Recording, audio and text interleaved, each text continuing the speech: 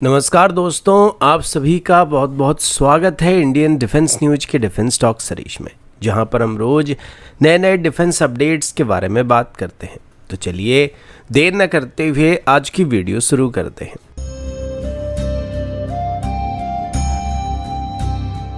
आज की पहली अपडेट इंडियन आर्मी के एयर डिफेंस मॉडर्नाइजेशन प्लान और रशिया के पैंट्सिर S1M एयर डिफेंस सिस्टम को लेकर है। दोस्तों, इंडियन आर्मी की तरफ से भी एक काफ़ी इंपॉर्टेंट प्रोजेक्ट पर काम करना स्टार्ट किया जा रहा है, जिसका नाम कैडेट यानी carrier air defence track system होने वाला है। ये एक न्यू जनरेशन की ट्रैक्ड प्लेटफॉर्म होने वाला है, जिसके ऊपर फ्यूचर के मल्टीपल एयर डिफेंस वेपन को इंटीग्रेट किया जा सकेगा। इस कैडेट प्रोग्राम के कॉन्टेक्स्ट में अभी भारत और रशिया के बीच पैंट्सिर एयर डिफेंस सिस्टम को लेके फिर से डिस्कशन होना स्टार्ट हो चुका है।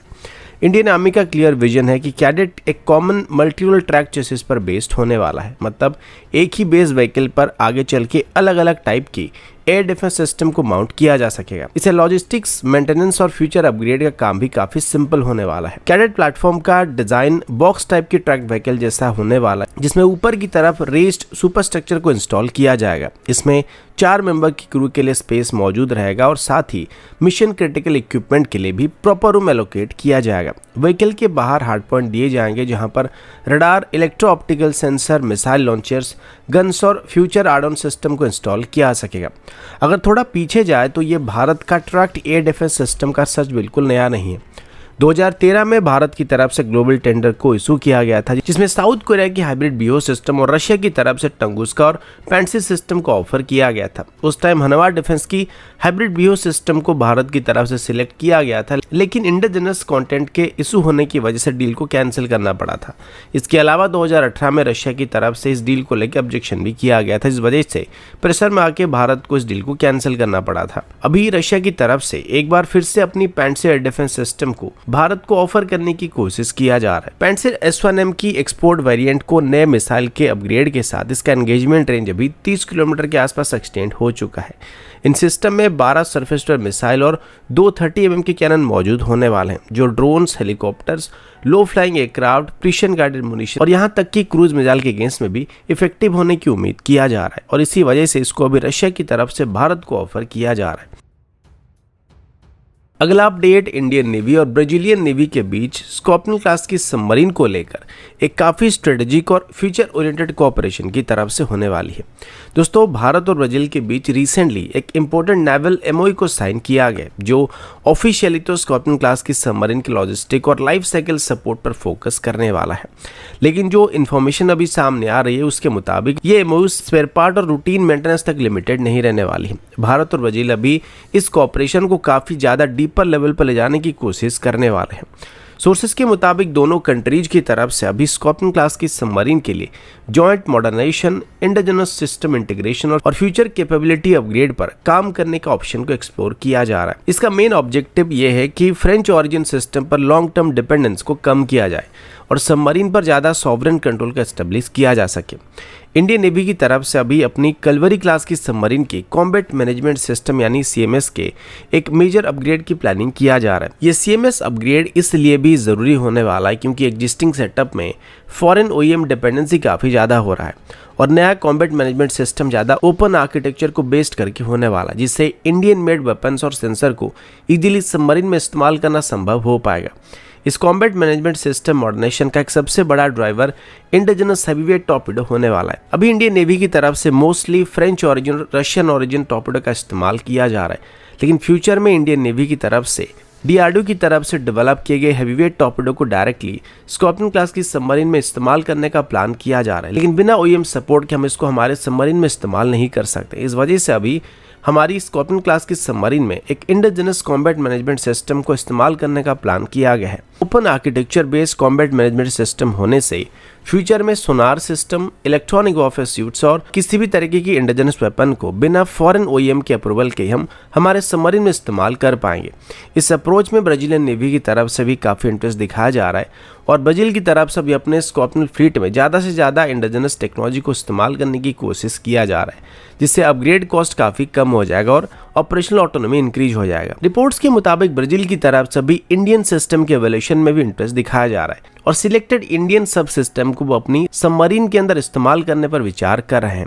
दोनों नेवी के बीच combat software, sonar system, electronic warfare system और वेपन इंटरफेस के क्रॉस इवोल्यूशन पर डिस्कशन किया जा रहा है। अगर ये कोलैबोरेशन आगे बढ़ता है तो shared development cost, common upgrade baseline और बेहतर इंटरऑपरेबिलिटी जैसे बेनिफिट आगे मिलने की उम्मीद किया जा रहा है। अगला अपडेट इंडियन नेवी के एम्फीबियस वॉरफेयर कैपेबिलिटी को नेक्स्ट लेवल पर ले जाने वाली एक बहुत ही ज़रूरी डेवलपमेंट की तरफ से है। दोस्तों, इंडियन नेवी की तरफ से अभी अपनी एम्फीबियस वॉरफेयर कैपेबिलिटी को काफ़ी एग्रेसिवली एक्सपेंड करने की तैयारी किया जा रहा है और इस वजह से अभी लैंडिंग प्लेटफॉर्म डॉक यानी एलपीडी वेसल को एक्वायर करने का विचार किया जा रहा है। ये एलपीडी वेसल सिर्फ इंडियन नेवी के लिए नहीं बल्कि इंडियन आर्मी और इंडियन एयरफोर्स के साथ भी जॉइंट ऑपरेशन को कंडक्ट करने के लिए कोर एनेबलर बनने वाले हैं। इन प्लेटफॉर्म के इंडक्शन के बाद Bharat amphibious assault, peace keeping deployment और ह्यूमैनिटेरियन असिस्टेंस और डिजास्टर रिलीफ यानी HADR मिशन को इंडो पैसिफिक रीजन में काफ़ी ज़्यादा एफिशिएंसी के साथ कंडक्ट करने में सक्षम होने वाला है। LPDs को इंडियन नेवी के फ्यूचर एम्फीबियस टास्क फोर्स के बैकबोन के रूप में देखा जा रहा है। इनका प्राइमरी रोल एक fully equipped combined arm force को ट्रांसपोर्ट करना, उसको शोर पर लैंड करवाना और उसके बाद उस फोर्स को सस्टेन्ड ऑपरेशन के लिए सपोर्ट प्रोवाइड करने का होने वाला है। मतलब सिर्फ ट्रूप ही नहीं बल्कि combat vehicle, artillery system, engineering equipment और लार्ज स्केल लॉजिस्टिक को भी एक ही प्लेटफॉर्म में डिप्लॉय किया जा सकता है। इंडियन नेवी के लिए खरीदी जाने वाले एलपीडी वेसल का एक और खास बात यह कि इन वेसल को प्रोलॉन्ग डिप्लॉयमेंट के लिए खरीदा जाने वाला है, जहां लैंडिंग के बाद भी ट्रूप को सस्टेन करना, रीसप्लाई करना और कमांड एंड कंट्रोल मेंटेन करना काफ़ी ज़रूरी होने वाला है और इस तरीके की ऑपरेशन को करने के लिए इन वेसल को डिज़ाइन किया जाने वाला है। इसके साथ ही एक और काफ़ी इंटरेस्टिंग एविएशन रिलेटेड डेवलपमेंट अभी एक्सप्लोर किया जा रहा है, जहां पर इंडियन नेवी की तरफ से अभी लाइट कॉम्बैट हेलीकॉप्टर यानी प्रचंड की एक मैरीटाइम वेरिएंट को एलपीडी वेसल पर ऑपरेट करने की फ्लेक्सिबिलिटी को एक्सप्लोर किया जा रहा है। एलसीएच की बात करें तो ये पहले से ही हाई एल्टीट्यूड वॉरफेयर में एक प्रूवन प्लेटफॉर्म बन चुका है और अगर इसे अभी शिपबॉर्न ऑपरेशन के लिए अडॉप्ट किया जाता है तो ये एम्फीबियस ऑपरेशन में क्लोज एयर सपोर्ट और आर्म्ड रिकॉनेंस जैसा ऑपरेशन के लिए हमें फायर पावर का एक और इंडिजिनस सोल्यूशन मिलने वाला है। स्ट्रेटेजिक लेवल पर देखा जाए तो एलपीडी प्रोग्राम भारत के क्रेडिबल और मोबाइल एक्सपेडिशनरी कैपेबिलिटी को बिल्ड करने का एक ब्रॉडर ऑब्जेक्टिव का हिस्सा होने वाला है। चाहे फ्रेंडली नेशन को सपोर्ट करना हो, आइलैंड टेरिटरी में रीइंफोर्स करना हो या फिर सिविलियन को इवैक्यूएट करना हो या नेचुरल डिजास्टर के टाइम पर रिस्पॉन्स को प्रोवाइड करना हो या रिलीफ प्रोवाइड करना हो, ये एलपीडी वेसल इंडियन नेवी को हर सिनेरियो में फास्ट और फ्लेक्सिबल ऑप्शन प्रोवाइड करने वाले हैं। अगला अपडेट भारत के न्यूक्लियर सबमरीन प्रोग्राम के एक ऐसे चैप्टर को लेकर है जो ऑफिशियली कभी भी प्लान नहीं किया गया था, लेकिन अभी ये इंडियन नेवी का एक मेजर सबमरीन होने वाला है। विशाखापट्टनम के शिप बिल्डिंग सेंटर के अंदर जहां भारत के सभी SSBN को बनाया जाता है, वहां पर अरिहंत क्लास की चौथी सबमरीन यानी कि S4 स्टार सबमरीन को क्वाइटली बनाया जा चुका है। इंटरेस्टिंग बात यह कि सबमरीन को ओरिजिनली प्लान नहीं किया गया था। इसके पीछे की कहानी recently senior defence journalist Sandeep Unnithan के एक डिफेंस पॉडकास्ट में सामने आया था, जो कि काफी तेजी से नेशनल सिक्योरिटी सर्कल में वायरल हो रहा है। उनिथान के मुताबिक जब S2 यानी INS अरिहंत और S3 यानी INS अरिहंत वेल्डिंग स्टेज में थे, तब नेवी और DRDO का फोकस एक नेक्स्ट जनरेशन बोर्ड पर शिफ्ट हो चुका था, जिसमें S4 और उसके बाद फ्यूचर में S5 क्लास की सबमरीन को बनाने का प्लान किया गया था। ओरिजिनल प्लानिंग के मुताबिक S4 को एक स्ट्रेच्ड अरिहंत के रूप में डिजाइन किया जाने वाला था, जिसमें लगभग 1000 टन एक्स्ट्रा डिस्प्लेसमेंट, लंबा हल सेक्शन और ज्यादा K4 टाइप की मिसाइल को कैरी करने के लिए ज्यादा स्पेस को बनाया जाने वाला था।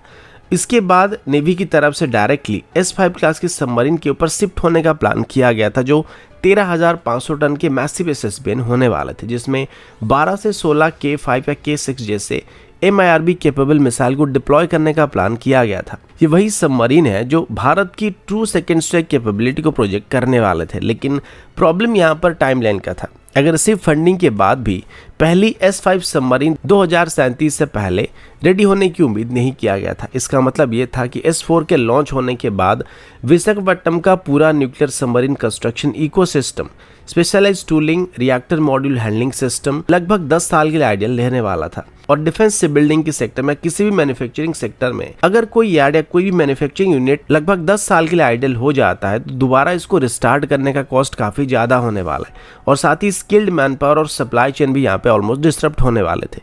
इसी वजह से S4 के बाद एक और सबमरीन को बनाने का प्लान किया गया था, जिसको बाद में S4 स्टार का नाम दिया गया था और ये S4 सबमरीन और S5 के बीच एक ब्रिज का काम करने वाला है। अभी जो अपडेट सामने आ रहा है उसके हिसाब से S4 स्टार का कंस्ट्रक्शन लगभग कंप्लीट हो चुका है और इसका लॉन्च ईयरली 2025 में ही कर दिया गया और इसके बाद अभी इस सबमरीन को 2026 की एंड या 2027 की पहले हाफ के अंदर इंडियन नेवी में शामिल करने का प्लान किया गया है। तो दोस्तों अभी के लिए इतना ही, मिलता हूँ आपसे अगले वीडियो में, तब तक के लिए जय हिंद, वंदे मातरम।